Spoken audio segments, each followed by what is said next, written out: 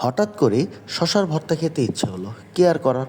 শশাগুলোকে প্রথমে পানিতে ধুয়ে নিলাম, তারপর দা দিয়ে তার বাকলগুলোকে খুলে নিলাম, তারপর পানি দিয়ে সবগুলো শশা সুন্দর করে পরিষ্কার করে ধুয়ে নিলাম।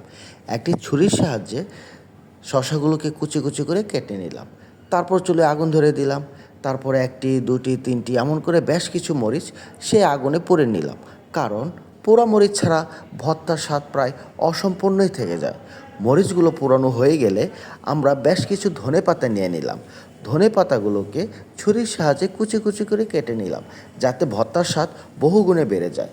তারপর একটি প্লেটে সেই পোড়ানো শুকনো মরিচগুলা হাতের সাহায্যে গুঁড়ো করে পিষে নিলাম। এরপর এর সাথে অ্যাড করে দিলাম তেঁতুল। তেঁতুল আর মরিচ চটকানো হয়ে গেলে সেই রকম দেখাচ্ছে।